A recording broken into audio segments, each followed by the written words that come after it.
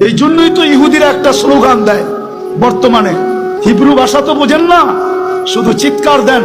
ইহুদিদের একটা স্লোগান এখন চলতেছে, স্লোগান সারা দুনিয়ার ইহুদিদের, যেটা আমি আরবি ভাষায় বানায় নিয়ে আসছি।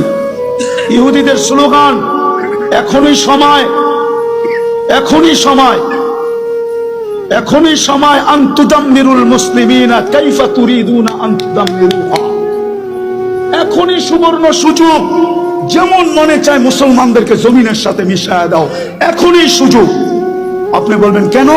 ওদের কিতাবে লেখা আছে যেই দিন ফজরের জামাত আর জুমার জামাত মুসলমানের সমান হবে, ওই দিন মুসলমানের বিজয়ের পালা শুরু হবে।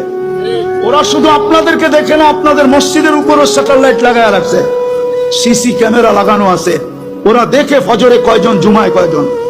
এই জন্যই ওরা চিৎকার দিতেছে এখনই সুবর্ণ সুযোগ। আরেকটা মনে উঠলো, যদিও বলা উচিত না, আপনি সাহায্য চান কি করে?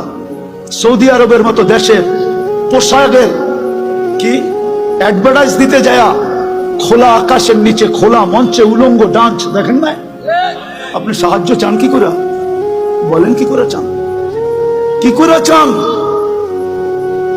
যুবকদের পায়ে হাত দিই, সারা রাত্র আনলিমিটেড, হয়তো ঘরে ওয়াইফাই আছে, নাইলে প্রতিবেশীর পাসওয়ার্ড আছে, নাইলে বন্ধুদের হসপিটাল। আর যদি তাও না থাকে তো ঢাকা শহরে এই মধুবাগে পাওয়া যাবে সারা রাত্র নেট বিক্রি করার জন্য। ও সজাগ থাকে, যার নেট শেষ সাথে সাথে যোগাযোগ সাথে সাথে এমবি পাঠায় দেয়, সারা রাত্র নেটের ভিতরে ঘুরতে থাকে। কিনা দেখে সাহায্য চান কি করে? বিদায় আসেন, আসেন, আসেন, আসেন, তওবা করি আজকে, তওবা। একটাই রাস্তা খোলা আছে উম্মতের সামনে, যদি 200 কোটি উম্মত তওবা করে। কিন্তু আফসোস তো আমাদের, আফসোস আমার এটাও, আমাদের স্কলারদের কাছে আমার একটা আফসোসের আবেদন, আজ পর্যন্ত কোন দুনিয়ার কোন দেশের স্কলারদেরকে দেখলাম না, ধর্মীয় স্কলারদেরকে সারা দেশের মানুষকে বলল যে চলেন ফিলিস্তিন আমাদের থেকে 7 সমুদ্র 13 নদীর ওই পারে, আমরা কিচ্ছু করতে পারি না, চলেন আমরা একটা দিন তওবা ডে উদযাপন করি, আজকের দিনে আমরা তওবা করব।